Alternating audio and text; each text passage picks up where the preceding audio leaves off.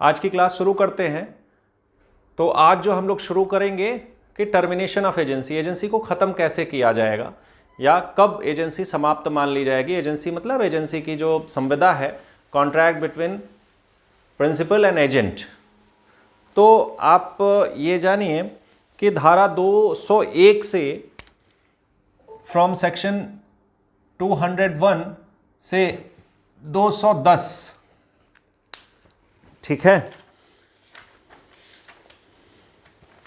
201 से धारा 210 तक टर्मिनेशन ऑफ एजेंसी के प्रोविजंस दिए गए हैं। तो सबसे पहले इसको मैं बेयर प्रोविजन बताऊंगा, आप बुक से कंसल्ट कर लीजिएगा, कुछ ऐसी दिक्कत नहीं है। 201 देखिए लिखा है रिवोकेशन ऑफ अथॉरिटी। जो हेडिंग आप पढ़ने जा रहे हैं, रिवोकेशन माने प्रतिसंहरण, किस चीज का? अथॉरिटी का, रिवोकेशन ऑफ अथॉरिटी। तो रिवोकेशन ऑफ अथॉरिटी माने जो प्राधिकार दिया गया, किसको दिया गया? जो प्राधिकार दिया गया एजेंट को। आपने अभी तक यही पढ़ा, एजेंट की अथॉरिटी, एजेंट की अथॉरिटी, उसको अपने अथॉरिटी में काम करना चाहिए, ये करना चाहिए, वो करना चाहिए। तो वही चीज है, अब उस अथॉरिटी को रिवोकेट कब किया जा सकता है और उसकी प्रक्रिया क्या होगी, ये 201 से 210 में हम पढ़ेंगे। तो पहला 201 पढ़िए, टर्मिनेशन ऑफ एजेंसी। सीधे सीधे बात आ रही है, टर्मिनेशन ऑफ एजेंसी। एजेंसी का अभिकरण का पर्यावसान, पर्यावसान माने समाप्ति। तो देखिए इसमें 201 में क्या है ना, तरीके दिए गए हैं, परिस्थितियां दी गई हैं कि किन परिस्थितियों में एक एजेंसी का जो कॉन्ट्रैक्ट है वो टर्मिनेट हो जाएगा या समाप्त हो जाएगा। तो इसमें 5 तरीके दिए गए हैं, 5 परिस्थितियां, ऐसी स्थितियां ऐसी दी गई हैं जिनमें contract of agency will be treated as terminated. तो पढ़िए, an agency is terminated by, तरीका है टर्मिनेटेड बाय। अब एक एक के बाद जहां जहां कॉमा है वहां पे आप नंबर 1, 2 लिखते जाएंगे तो आपको आसानी रहेगी। An agency is terminated by the principal revoking his authority. जहां पे प्रिंसिपल ने रिवोकेशन ऑफ अथॉरिटी जो हेडिंग थी उसके तहत अपने अथॉरिटी जो उसने एजेंट को दी है वो रिवोक कर लेता है। रिवोकेट शब्द से आप बहुत अच्छी तरीके से परिचित हैं। हम लोग जनरल प्रिंसिपल्स में जब ऑफर, एक्सेप्टेंस, इन सब की बात करते थे तो revocation of acceptance, revocation of offer सब अच्छे से पढ़े हैं। तो इसी तरह से जब प्रिंसिपल अपनी अथॉरिटी जो कि एजेंट को दिया हुआ है वो रिवोक कर लेता है। पहला, तो यहां पे ये जो पहली लाइन आपको शायद दिख रही हो, तो पहला बिंदु है बाय रिवोकेशन। फिर और by the agent renouncing the business of agency. पहला अधिकार दिया गया मालिक को कि जब वो अपना प्राधिकार वापस ले ले। दूसरा यहां पे किसको दिया गया है? एजेंट को, कि वो उस एजेंसी के बिजनेस को वो छोड़ दे, मतलब बोले कि मैं एजेंसी को अब छोड़ रहा हूं।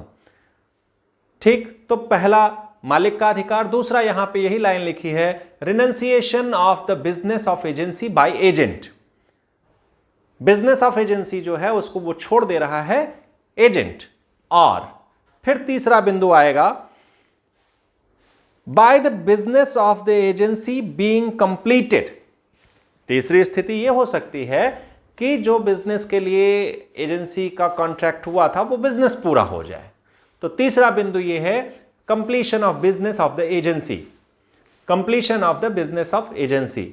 और अब चौथा बिंदु क्या है? और बाय ईदर द प्रिंसिपल और एजेंट डाइंग और बिकमिंग ऑफ अनसाउंड माइंड। अब देखिए दोनों की बात की गई है, डेथ हो जाए किसकी? एजेंट की। डेथ हो जाए किसकी? मालिक की। ऐसी स्थिति में भाई जब एक पक्षकार खत्म हो गया तो संविदा भी खत्म हो गई। अब इसमें यह नहीं है कि उनके उत्तराधिकारियों पे कुछ ऐसा होगा। हाँ, अगर कुछ लेन देन है तो वो एक अलग चीज है, उसको मत यहां पे लाइए। केवल एजेंसी का कॉन्ट्रैक्ट का बात करिए तो यह होगा कि बाय डेथ और इंसैनिटी। इंसैनिटी माने अनसाउंडनेस ऑफ माइंड। अगर मालिक या एजेंट दोनों में से कोई क्या हो जाए, विकृत चित्त हो जाए, इंसेन हो जाए, मतलब उनकी मानसिक स्थिति न ठीक रह जाए, तो या मृत्यु हो जाए या मानसिक स्थिति गड़बड़ा जाए, विकृत चित्तता आ जाए, तो वहां पे ये एजेंसी का जो कॉन्ट्रैक्ट है वो समाप्त माना जाएगा। अंतिम बिंदु क्या आ रहा है? अंतिम बिंदु यह आ रहा है, और by the principal being adjudicated and insolvent under the provisions of any act of the time being in force for the relief of insolvent debtors. एक लाइन में आप कहेंगे दो शब्दों में कि अगर मालिक जो है वो दिवालिया घोषित कर दिया जाए, तो जब वो दिवालिया हो गया तो हम काम किसके लिए करेंगे? तो बाय इंसॉल्वेंसी ऑफ प्रिंसिपल। तो धारा 201 टर्मिनेशन ऑफ एजेंसी के स्थितियां बताती है या तरीके बताती है। तो ये 5 बिंदु आप एज इट इज याद रखिएगा। पहला बाय रिवोकेशन, तो इसको एक सीक्वेंस में आप याद रखिएगा कि अगर प्रिंसिपल रिवोकेट कर ले, या दूसरा एजेंट छोड़ दे, या बिजनेस की समाप्ति हो जाए, कंप्लीट हो जाए जिस उद्देश्य के लिए किया गया था। चौथा, मालिक या एजेंट दोनों में से किसी की मृत्यु हो जाए, या वो अनसाउंड माइंड के हो जाए, या प्रिंसिपल इंसॉल्वेंट हो जाए। तो 201 में तरीके आपके समझ में आ गए होंगे। धारा 202 पढ़िए। Termination of agency where agent has an interest in subject matter. मान लीजिए कि एक एजेंट को कुछ काम करने के लिए नियुक्त किया गया, और ये जो सब्जेक्ट मैटर है जिसके लिए इसका अपॉइंटमेंट हुआ है, इसमें ये एजेंट का कुछ इंटरेस्ट है, हित है, तब क्या परिस्थितियां बनेंगी एजेंसी को खत्म करने की, उसको देखिए। Where the agent has himself an interest in the property. इस प्रॉपर्टी में, सब्जेक्ट मैटर में इंटरेस्ट है किसका? एजेंट का। Which forms the subject matter of the agency. अब वो जो प्रॉपर्टी है वही सब्जेक्ट मैटर है, ऐसा समझिए। और क्या है सब्जेक्ट मैटर? जिसके लिए एजेंट को नियुक्त किया गया है काम करने के लिए, that is called subject matter. The agency can not, ध्यान दीजिएगा, कैन नॉट के बाद एक जो कॉमा और कॉमा के बीच में है, in the absence of express contract, हटाइए, सीधे सीधे आइए, can not be terminated, can not be terminated to the prejudice of such interest. बात समझ में आई? कैन नॉट बी टर्मिनेटेड, कैसे न टर्मिनेट, वो टर्मिनेट नहीं किया जा सकता। और कैसे? कि उस इंटरेस्ट पे, जो एजेंट का इंटरेस्ट है, उस पे कोई प्रतिकूल प्रभाव पड़े। प्रेजुडिस की बात आ रही है, प्रेजुडिस ऑफ सच इंटरेस्ट, ऐसे ये रिवोक नहीं किया जा सकता कि इस इंटरेस्ट पे एजेंट के प्रभाव पड़े। और बीच वाला जो मैंने छोड़ा पढ़ने को लिए वो क्या था? वो लिखा है in absence of N express contract. मतलब कि अगर कोई बात कही गई है, एक्सप्रेसली कहा गया है कि रिवोक किया जा सकता है, तब तो ठीक है, अदरवाइज ये कैन नॉट बी रिवोक्ड। अगर इस सब्जेक्ट मैटर में एजेंट का इंटरेस्ट है और उसी काम के लिए उसको अपॉइंट किया गया है, तो बिना किसी अभिव्यक्त संवेदा के अभाव में उस एजेंसी के कॉन्ट्रैक्ट को रिवोक नहीं किया जा सकता। उदाहरण पढ़िए। अब एक चीज ध्यान रखिएगा, आप कह सकते हैं इर्रिवोकेबल। अगर कभी बात आए तो ये जो सेक्शन है ना, ये इर्रिवोकेबल एजेंसी का उदाहरण है कि इसको वापस नहीं लिया जा सकता। वैसे तो आपको पता रहेगा वापस नहीं, लेकिन टर्म याद रखना है कि this section 202 provides the provisions related to irrevocable agency. इसको वापस नहीं लिया जा सकता जब तक कि एक्सप्रेसली कोई प्रावधान किया ना गया हो कॉन्ट्रैक्ट में। देखिए, A gives authority to B to sell A's land. यहां पे ए है प्रिंसिपल, ये बी जो है एजेंट हैं। इनको कहते हैं कि ये जो हमारी लैंड है, लैंड, हुज लैंड, ए की लैंड, इसको आप बेच दो। एजेंट को ये प्राधिकार दिया जाता है, इस एजेंसी में इन्वॉल्व किया जाता है इस लैंड को बेचने के लिए। अब बात क्या कही गई है, and to pay himself out of the proceeds the debts due to him from A. कहता है कि इसमें आप अपने कुछ पैसे वसूल लो, ये जो बेचो इसमें से जो पैसे वसूलो जो हमसे तुम्हें लेने हैं। बी ने कुछ पैसे ए को दिए हुए हैं, ठीक है, ए से ड्यू है बी को, तो ये ए कह रहा है कि इस लैंड को बेचो, इसी में से अपने पैसे वसूल लो। तो अब देखिए जो यहां पे इंटरेस्ट की बात आई थी इस सब्जेक्ट मैटर में, तो इस लैंड में, लैंड के सेल में इंटरेस्ट बी का आ गया कि नहीं आ गया? ये लैंड बिकेगी तभी उसके पैसे उसको मिलेंगे, ठीक। तो यहां पे कहा गया भाई कभी कभी व्यवहारिकता में भी हमारे पास पैसे नहीं हैं, हमने आपसे उधार लिए हुए हैं, अब हम वापस करने की स्थिति में नहीं आ पा रहे हैं कि हमारे पास लिक्विड फंड हो और हम आपको वापस कर दें, तो हम आपको क्या कह सकते हैं कि भैया ये मेरे पास प्रॉपर्टी है, आप ऐसा करो, आप इसको बेच लो, मुझसे बिक नहीं रही, आप बेच लो, अपने पैसे अपने ले लो, मेरे को वापस कर दो जो बचे। तो वहां पे एक एजेंसी का रिलेशन क्रिएट हुआ उस चीज को बेचने के लिए।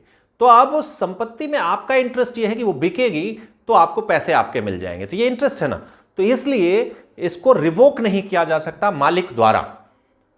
आगे लाइन वही कही गई है, A can not revoke this authority nor can it be terminated by his insanity और डेथ। यहां पे जो इंसैनिटी और डेथ की बात आई थी उसको भी यहां पे शामिल कर लिया गया।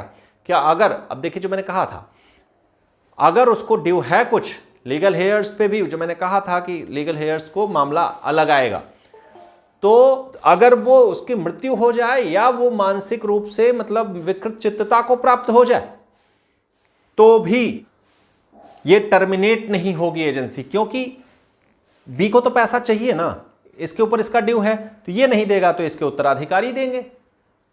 तो इसलिए यहां पे ये कहा गया कि इस चीज को,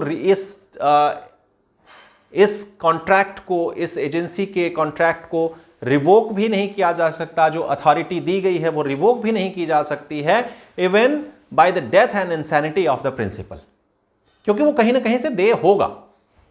तो ये बात यहां पे है, क्लियर रहिएगा। लेकिन हां, एक जो प्रोविजन है कि अगर कहीं एक्सप्रेसली उसमें कोई कॉन्ट्रैक्ट में डाल दिया गया हो प्रावधान तो रिवोक किया जा सकेगा। इसी तरह से दूसरा, A consigns 100 bales of cotton to B.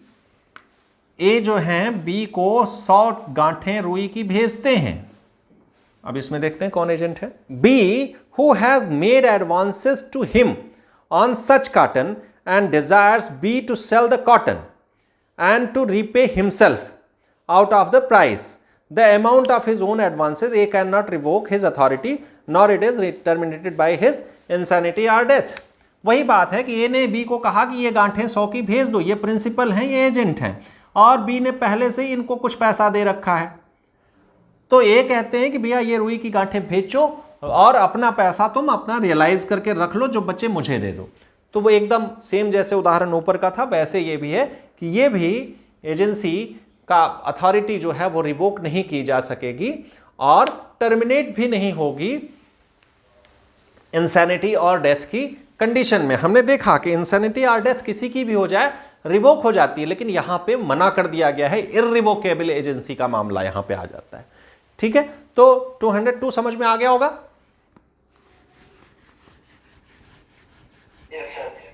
Okay, अब 203 देखते हैं। बस 204 थोड़ा सा फंसाएगा, बाकी सब ठीक है।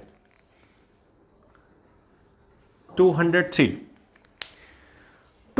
कहता है when principal may revoke agent's authority. कब रिवोक कर सकता है?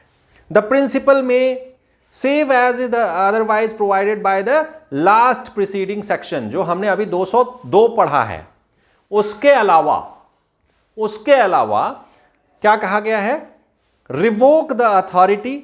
अब देखिए, पढ़िए, ऐसे पढ़िएगा, द प्रिंसिपल में, बीच का काट दीजिए, प्रिंसिपल में रिवोक सीधे सीधे आ जाता है कि वो कर सकता है। कब कर सकता है? The authority given to his agent at any time, before the authority has been exercised so as to bind the principal. वो किसी भी समय और जो अथॉरिटी उसने अपने एजेंट को दे रखी है वो रिवोक कर सकता है जब तक कि उसने उस अथॉरिटी को, एजेंट ने उस अथॉरिटी को एक्सरसाइज न कर लिया हो और उससे प्रिंसिपल बाउंड न हो गया हो। भाई एक्सरसाइज करेगा तो प्रिंसिपल बाउंड हो जाएगा, जाहिर सी बात है। तो जब तक एजेंट उस अथॉरिटी को एक्सरसाइज नहीं कर लेता है तब तक रिवोक किया जा सकता है। अब बीच वाली लाइन क्या कह रहा है? Save as is otherwise provided by the last preceding section. यहां पे ये इसका एक्सेप्शन आ जाता है कि जो अभी हमने 202 में पढ़ा उसके अलावा किन्हीं भी परिस्थितियों में जब तक एजेंट पावर को एक्सरसाइज, अथॉरिटी को एक्सरसाइज नहीं कर ले रहा है जिससे कि आपका प्रिंसिपल बाध्य हो जाए, तब तक principal has right to revoke the authority. Clear? 203 कब कर सकता है? 204 पे आइए। कुछ भी नहीं, इसीलिए मैंने कहा कि 204 थोड़ा सा दिमाग लगाइएगा। Revocation where authority has been partly exercised। Partly जो पावर दी गई थी, अथॉरिटी दी गई थी, वो एक्सरसाइज कर ली गई है, तो कैसे रिवोक किया जा सकेगा? तो पढ़ते हैं फिर बताते हैं। The principal can not revoke the authority given to his agent. एक बार अगर अथॉरिटी दे दी गई है, अथॉरिटी कांट बी रिवोक्ड कहा गया है। क्या कहा गया? The principal can not revoke the authority given to his agent after the authority has been partly exercised. अगर वो आंशिक रूप से कुछ सीमा तक उस प्राधिकार का प्रयोग कर लिया गया है तो वो उसको रिवोक नहीं कर पाएगा। किस संदर्भ में? So far as regards such acts and obligations as, अब मतलब उन कृत्यों और दायित्वों के संदर्भ में बात कर रहा है कि कब नहीं इसको रिवोक किया जा सकेगा। As arises from the acts already done in the agency. जो काम कर दिए गए हैं उनसे, जो काम पहले ही कर दिए गए हैं उनसे, जो वो एक्ट्स हैं और जो उनसे ऑब्लिगेशंस होंगे, इनके संदर्भ में इसको रिवोक नहीं किया जा सकता। मतलब ऑलरेडी डन, ऑलरेडी डन, ये दो बातें इनके संदर्भ में, एक्ट्स और ऑब्लिगेशंस जो कि पहले किए जा चुके हैं, इनके संदर्भ में ये रिवोक नहीं किया जा सकता। इससे एक अन्यथा जो संदर्भ निकल रहा है वो ये है कि फ्यूचर ट्रांजैक्शंस के लिए रिवोक किया जा सकता है। राइट? अब इसका इलस्ट्रेशन आप पढ़िए। इलस्ट्रेशन देखिए, कहा जा रहा है कि जो अथॉरिटी दे दी गई है, अगर उसको आंशिक रूप से एक्सरसाइज, उस अथॉरिटी को, भाई कोई चीज अधिकार आपको दिया गया तो आप इसको एक्सरसाइज करेंगे, और अगर आपने उसको एक्सरसाइज कर लिया गया है तो वो रिवोक नहीं की जा सकेगी। लेकिन किस संदर्भ में? इस संदर्भ में कि जो भी एक्ट्स या ऑब्लिगेशंस उससे अराइज हो रहे हैं, जो काम आप कर चुके, पार्टली आपने किया, तो वो जो एक्ट था, वो जो ऑब्लिगेशंस हैं, उनके लिए वो जो दायित्व खड़े हो गए, दायित्व जो अस्तित्व में आ गए एक्ट्स की वजह से, उनके संदर्भ में अब वो अथॉरिटी वापस नहीं ली जा सकती। जितना कर दिया उतने के लिए बाध्य हो जाएगा। ऐसे समझिए, जितना कार्य एजेंट ने अपने प्राधिकार में कर दिया, उनसे जो भी दायित्व का उत्पत्ति हो रही है उसके लिए अब रिवोक नहीं किया जा सकता कि नहीं हमने रिवोक कर लिया इसलिए अब सब पुराने नल एंड वाइड माने जाए। ना ना ना, आप एक्सरसाइज आपका एजेंट कर लिया अपनी अथॉरिटी को, जो भी उससे दायित्व उत्पन्न होंगे उससे प्रिंसिपल लायबल ठहराया जाएगा। क्लियर? इससे क्या मतलब निकला कि जो काम उसने कर लिया उसके लिए तो हम रिवोक नहीं कर सकते, लेकिन फर्दर हम रिवोकेट कर सकते हैं। ये आप पहले भी पढ़ चुके हैं कि आप आगे काम नहीं करोगे, जितना आपने कर लिया उसके लिए प्रिंसिपल दायी हो जाएगा, बट आगे नहीं करोगे, फ्यूचर के लिए वो अपनी पावर्स अथॉरिटी को रिवोक कर सकता है। कहने का आशय यहां पे ये है। देखिए, यहां इलस्ट्रेशंस जो दिया गया है दोनों सेम हैं, दोनों सेम हैं। एक में क्या है, फर्स्ट वाले में जो दायित्व उत्पन्न हो रहा है, आप पहले पढ़ चुके हैं, ध्यान में रखिए कि प्रिंसिपल के लिए जब एजेंट काम करता है तो जरूरी नहीं कि उसके नाम से ही करे, उसके लिए, प्रिंसिपल के लिए, फॉर प्रिंसिपल काम करता है, फॉर प्रिंसिपल काम करता है। आवश्यक नहीं है, इट इज नॉट नेसेसरी कि वो उसके नाम में ही काम करे, अपने नाम से भी काम कर सकता है, बट फॉर प्रिंसिपल। तो पहला वाला उदाहरण यही दिया गया है कि अगर प्रिंसिपल के लिए अपने नाम से उसने काम कर लिया तो कहीं ना कहीं वो व्यक्तिगत रूप से दायी होने की स्थिति में होता है। तो ऐसी स्थिति में प्रिंसिपल ने जो अथॉरिटी दी है उसमें उसने अपने व्यक्तिगत नाम से कोई काम कर लिया तो, और उसके लिए उसका दायित्व उत्पन्न हो जाता है, ऑब्लिगेशन आ जाता है, राइज हो जाता है, तो वहां पे प्रिंसिपल उसको रिवोक नहीं कर पाएगा। ये पढ़िए, A authorizes B to buy 1000 bales of cotton on account of A. A ने, यहां पे देखिए, ए है प्रिंसिपल, प्रिंसिपल ने अथराइज किया बी को कि 1000 रुई की गांठें, बेल्स ऑफ कॉटन आप खरीद लो। ठीक, अब ये क्या करते हैं, and to pay for it out of A's money remaining in B's hand, और इसको भुगतान कर देना जो भी हमारे पैसे तुम्हारे पास हों। देखिए ये लाइन इसको क्लियर कर रही है कि अब तुम भुगतान करोगे, ये बाहरी पक्षकार नहीं जानेगा, मैं पैसा नहीं दूंगा, मेरे पैसे जो तुम्हारे पास हैं उसमें से भुगतान कर देना। तो अब यहां क्या होगा, B buys 1000 bales of cotton on his own name, authorise हो गया, पैसे अब इससे देने नहीं है, इनके पास जो पैसे हैं उसी में से भुगतान करना है, तो बी ने अपने नाम से जिम्मे वो कॉटन खरीद के इनको दे दिया। अब क्या हुआ है, B buys 1000 bales of cotton in his own name so as to make himself personally liable for the price. ऐसे उसने खरीदा, भाई देखिए व्यवहारिकता कुछ और भी हो सकती है, इनके पैसे इनके पास रहे हो, इन्होंने खर्च कर लिए हो, हाँ देंगे, तो अब इन्होंने जो कॉटन खरीदा उसके प्राइस के लिए व्यक्तिगत रूप से वो दायी हुए, चलो ठीक है हम तुमसे खरीद रहे हैं और हम तुम्हें पैसा देंगे, क्योंकि प्रिंसिपल पहले ही कह चुका है मेरे पैसे जो तुम्हारे पास हैं उसमें से भुगतान करो। तो यहां बी की पर्सनल लायबिलिटी रेज हो गई है। ठीक, तो अब क्या होगा, A can not revoke B's authority so far as regards payments of for the cotton. अब यहां उस भुगतान के लिए कि भाई तुम अपने पास से जो हमारे पैसे हैं दे देना, इस संदर्भ में ए उसको रिवोक नहीं कर सकता, क्योंकि यहां बी ने जो एक्ट कर दिया है इनके इस अथॉरिटी पे कि जो मेरे पास पैसे हैं उसमें से पैसे एडजस्ट किए जाएंगे, तो अब उस अथॉरिटी को ये रिवोक नहीं कर सकता, क्योंकि इन्होंने एक्ट इनकी तरफ से किया जा चुका है, he has done the acts already and he is now he is personally liable for the prices. So अब यहां पे इनकी जिम्मेदारी हो गई है, तो ये अब इसको रिवोक नहीं कर सकते। तो ये पहला उदाहरण कह रहा है। सेम उदाहरण दूसरा है, लेकिन उसमें क्या हुआ है कि ए की लाइबिलिटी ही रहने दी गई है, बी पर्सनली लाइबल नहीं हुआ है। तो ठीक है, तुम भुगतान मत करना, मैं कर दूंगा, मैं रिवोक कर सकता हूं। पढ़िए दूसरा, समझ में आएगा। ए authorizes B to buy 1,000 bales of cotton on account of A and to pay it out of A's money remaining in B's hand.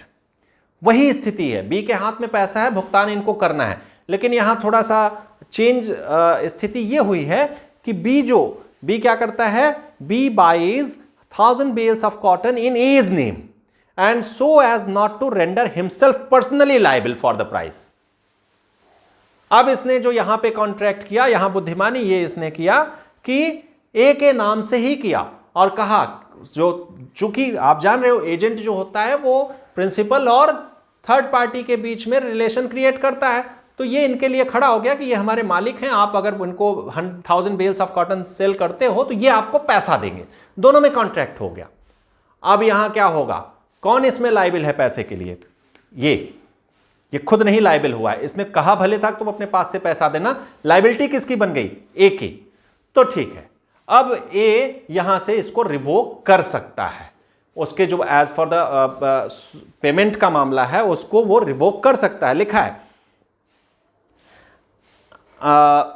B buys 1000 bales of cotton in A's name and so as not to render himself personally liable for the price, A can revoke B's authority to pay for the cotton. अब ये B A कह सकता है कि ठीक है, यहां पे कोई लाइबिलिटी इनकी रेज नहीं हुई है, ये जो मैंने आपको कहा था कि आप जो हमारे पैसे हैं उसमें से देना, उसको मैं रिवोक कर रहा हूं. ठीक है, तो ये थोड़ा 204 को समझने की चीज है, देख लीजिएगा. 205 compensation for revocation by principal और रिनंसिएशन बाय एजेंट. कंपनसेशन की बात कर रहा है. अगर हटा देता है प्रिंसिपल, रिवोक कर लेता है अपनी अथॉरिटी, या एजेंट उस बिजनेस को छोड़ देता है, तो हो सकता है कि बीच में कहीं काम हो रहा और बीच में ही छोड़ दें. एजेंट कह दे अब हम काम नहीं करेंगे, तो बीच मझधार में छोड़ने पे नुकसान होगा. जिसको नुकसान होगा उसको क्षतिपूर्ति दी जाएगी. 205 का प्रावधान ये कहता है. अब परिस्थितियां क्या होंगी उसको देखना है. Where there is an express or implied contract that the agency should be continued for any period of time. अगर कोई एक्सप्रेस या इम्प्लाइड, क्या है, इम्प्लाइड कॉन्ट्रैक्ट कह रहे हैं. इम्प्लाइड कॉन्ट्रैक्ट है कि ये कॉन्ट्रैक्ट एक मिनिमम पीरियड तक, या जो भी एक फिक्स पीरियड होगा वहां तक ये कंटिन्यू रहेगी. इस समय तक 2 साल के लिए, 1 साल के लिए, 6 महीने के लिए, 4 महीने के लिए ये कॉन्ट्रैक्ट रहेगा. अगर ऐसा एक्सप्रेसली या इंप्लाइडली कॉन्ट्रैक्ट में मेंशन है तो क्या होगा? The principal must make compensation to the agent or the agent to the principal as the case may be for any previous revocation of or renunciation of the agency without sufficient cause. जैसा मैंने बताया कि अगर ये कहा गया है expressly या इम्प्लाइडली उस कॉन्ट्रैक्ट में कि ये इतने मिनिमम समय के लिए चलेगा, इतने समय के लिए चलेगा, ये एक पीरियड ऑफ टाइम उसमें मेंशन किया गया है कि इस पीरियड तक ये काम हमारा एजेंसी का कॉन्ट्रैक्ट चलता रहेगा, और बिना किसी सफिशिएंट कॉज के, बात ध्यान दीजिएगा, सफिशिएंट कॉज, बिना किसी उचित पर्याप्त कारण के प्रिंसिपल दोनों को कहा गया है. देखिए, अगर प्रिंसिपल रिवोक करता है, अगर प्रिंसिपल रिवोक करता है तो कौन बेरोजगार हो जाएगा? एजेंट. तो एजेंट ने मान लीजिए कि कुछ काम उसको और भी ऑफर रहा हो, लेकिन 6 महीने जानता था कि ये काम चलेगा, तो उसने ऑफर ठुकरा दिया था, तो उसको नुकसान होगा. 2 महीने बाद ही प्रिंसिपल रिवोक कर ले रहा है, एजेंट को नुकसान होगा. तो क्या करेगा? प्रिंसिपल उसको भरपाई करेगा. उसी तरह से अगर एजेंट 2 महीने बाद ही कहता है कि हम छोड़ रहे हैं, हम छोड़ रहे हैं ये काम, तो नुकसान किसका होगा? प्रिंसिपल का होगा. होगा कि नहीं होगा? रिनंसिएशन अगर होता है एजेंट के द्वारा तो प्रिंसिपल को भी नुकसान हो सकता है. तो प्रिंसिपल को नुकसान होगा तो प्रिंसिपल कहेगा तुम्हारी वजह से नुकसान हो रहा है, तुम भरपाई करो. तो जिसकी वजह से जिसको नुकसान होगा, जैसा भी केस में भी लिखा है, जैसा भी मामला होगा, वो एक दूसरे की भरपाई करेंगे. हाँ, सफिशिएंट काज है तो ठीक है, कोई दिक्कत नहीं है. मान लीजिए कि जिस काम के लिए कहा गया था वो विषय वस्तु ही नष्ट हो जाती है, उस काम का करना ही असंभव हो जाता है, ठीक है, तब तो कोई बात ही नहीं. इसमें जो नोट दिया गया है ध्यान दीजिएगा, लाइबिलिटी टू पे compensation arises only when the termination of N agency is made without causes. अगर किसी सफिशिएंट कॉज के बिना उसको किया गया है तो वो तभी कंपनसेशन की बात आएगी. अगर कॉज है तो कोई बात नहीं है. 206 कहता है नोटिस ऑफ रिवोकेशन और रिनंसिएशन. नोटिस किस चीज की? Revocation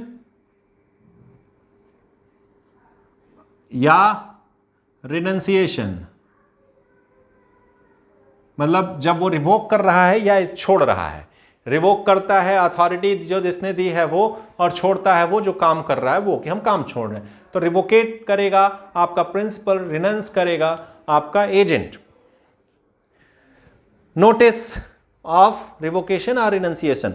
reasonable notice must be given of such revocation or renunciation, otherwise the damages thereby resulting to the principal or the agent, as the case may be, must be made good to the one by other.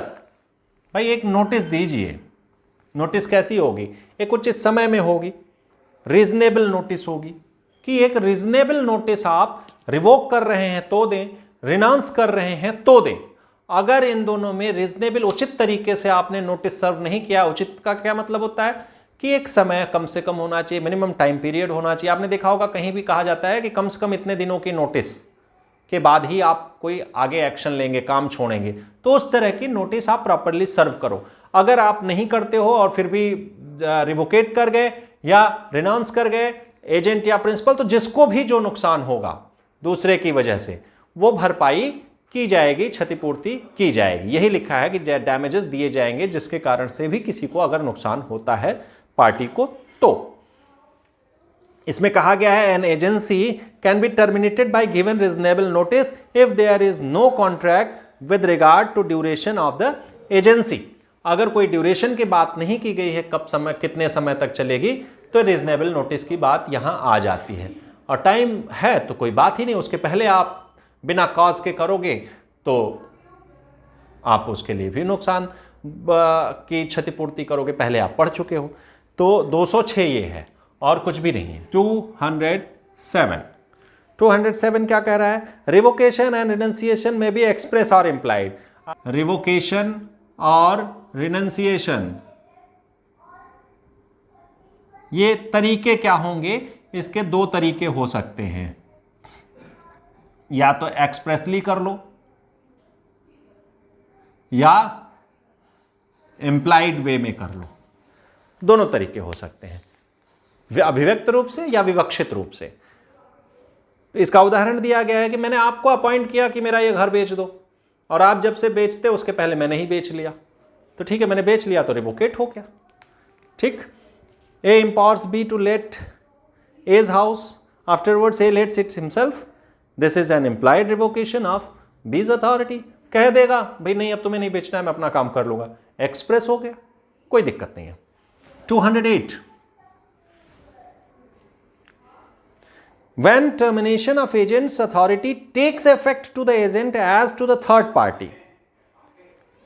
भाई जब आपने पढ़ा होगा कि आपने कोई revoke किया, वो कब माना जाएगा, पूर्ण कब हुआ, या आप समझें कि जब आपने जनरल प्रिंसिपल्स में पढ़ा था कि आपने कोई मैसेज किया है, वो कब पूर्ण माना जाएगा। रिवोकेशन प्रस्तावना का प्रतिसंहरण पढ़ा है ना, बस उसी को दिमाग में रखिएगा और कोई बात नहीं है कि when termination of agent's authority takes effect as to agent and as to third person। भाई यहां प्रिंसिपल है, इसका ये एजेंट है, ये थर्ड पार्टी है, इसने जो अथॉरिटी दी है, ये प्रिंसिपल जो है ये इसको रिवोक कर रहा है। तो ये कब इफेक्ट में आएगा? इसके लिए और इसके लिए तभी ना जबकि इसकी जानकारी में ये रिवोकेशन आ जाए, जबकि इसकी जानकारी में ये रिवोकेशन आ जाए। ठीक है, तो बस यही कहा गया है, उसको पढ़िए। The termination of authority of an agent does not so far as regards of agent, agent के रिगार्डिंग बात कर रहा है, तो कब होगा? So far as regard to the agent it takes effect before it comes. देखिए नकारात्मक दिया है, डज नॉट पहले दिया है कि the termination of the authority of agent, N agent does not, वहां से छोड़िए, एजेंट के बारे में बात कर रहा है, लिखा है does not effect before it becomes known to him. कौन?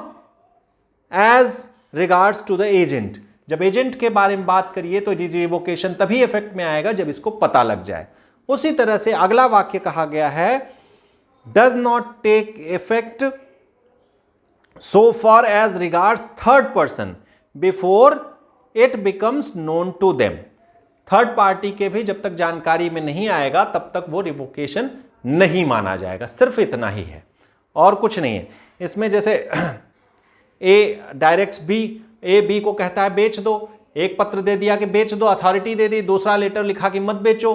दूसरा लेटर मिलने के पहले ही उसने काम कर दिया तो ठीक है, कोई बात नहीं। जब हम उसके पहले काम कर चुके हैं तो 201, 202 के जो प्राविधान हैं उन सब में आप देख सकते हैं क्या कहा गया है। तो पहला वाला जब उसकी जानकारी में है तो उसके अकॉर्डिंग काम अगर कर गया है तो दूसरा वाला लेटर जब आएगा तो देखा जाएगा कि भाई हम अथोराइज नहीं थे, कोई बात नहीं, आप पहले कर चुके हो ना, हमारे नॉलेज में नहीं था, हम रिवोक नहीं मानेंगे। वैसे ही इसका दूसरा वाला है उदाहरण, और कुछ भी नहीं है। 9, 209 कहता है agent's duty on termination of agency by principal death और इंसैनिटी। अब अगर मान लीजिए कि प्रिंसिपल की डेथ हो गई है और इंसान हो गया है, तो क्या होगा, अभिकर्ता का क्या कर्तव्य है? तो एजेंट्स ड्यूटी यहां बात की गई है, एजेंट्स ड्यूटी। तो when agency is terminated by the principal dying or becoming of unsound mind, the agent is bound to take on behalf of the representative of his late principal all reasonable steps for the protection and preservation of the interest entrusted to him। भाई मालिक अगर मर गया और आप agent हो, या ये डेथ कर जाता है या इंसेन हो जाता है, दो बातें कही गई हैं।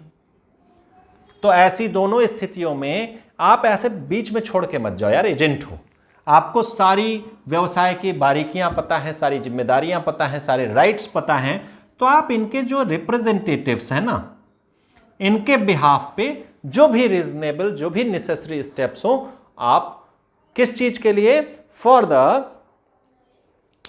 The protection and preservation of the interest. दो बातें कही हैं, प्रोटेक्शन संरक्षण के लिए, सुरक्षा के लिए, protection and preservation of interests. किसका इंटरेस्ट? जो भी इंटरेस्ट उसका था, जो भी उस एजेंसी में प्रिंसिपल का, उस इंटरेस्ट को आप प्रोटेक्ट करो on behalf of representatives of the principal. ठीक, ऐसे मत छोड़ो, कुल इतना ही कहा गया। न्यस्त हितों के संरक्षण और परिरक्षण के लिए अपने भूतपूर्व मालिक के प्रतिनिधियों की ओर से। ये मर गया तो ऐसा थोड़ी कि इसका आप कोई उत्तराधिकारी नहीं, इसकी जो संपदा है, सब कुछ है, जो व्यापार है, उसके लीगल हेयर्स होंगे, उनके बिहाफ पे आप एजेंट हो, लॉयल्टी निभाओ और सारी जरूरी कदम उठाओ। हो सकता है इसके कुछ पैसे मार्केट में से लेने वापस हो, वो दिलवाओ, मार्केट में उसके कुछ पैसे देने बाकी हो, वो दिलवाओ, जो भी बिजनेस का ट्रांजैक्शन रहा हो, ताकि उसकी साख ख्याति ये सब बची रहे, आगे भी उसको धंधा करने का मौका रहे उसके रिप्रेजेंटेटिव्स को। तो ये बात होती है। अंतिम, टर्मिनेशन ऑफ सब एजेंट्स अथॉरिटी। अगर क्या हुआ है, सब एजेंट नियुक्त किया गया है। सब एजेंट कब नियुक्त किया जाता है? जब सब एजेंट किसके द्वारा नियुक्त किया जाता है, यह ज्यादा जरूरी है। तो सब एजेंसी, टर्मिनेशन ऑफ सब एजेंसी, ठीक है भाई। उसको जो प्राधिकार दिया गया है, किसने दिया है? एजेंट ने दिया है। तो एजेंट, इसकी सब एजेंसी के जो अथॉरिटीज होंगी वो कब खत्म मानी जाएंगी? अगर एजेंट ने सब एजेंट को नियुक्त किया है और एजेंट के ही अधिकार खत्म हो गए, तो सब एजेंट के तो अधिकार अपने आप खत्म हो जाएंगे ना, क्योंकि एजेंट ने नियुक्त किया है और सब एजेंट के लिए लायबल होता है, आप पढ़ चुके हैं। तो जब एजेंट खत्म हो गया तो सब एजेंसी खत्म हो गई, तो कुछ भी इसमें नहीं बचा। क्या लिखा गया है नोट में आप देख लें। According to this section on termination of authority of agent, termination of authority of all sub agents appointed by him also takes place। जब टर्मिनेशन मेन एजेंट का हो गया तो उसके द्वारा नियुक्त जो भी सब एजेंट्स हैं उनके भी राइट्स और अथॉरिटीज का टर्मिनेशन हो जाता है।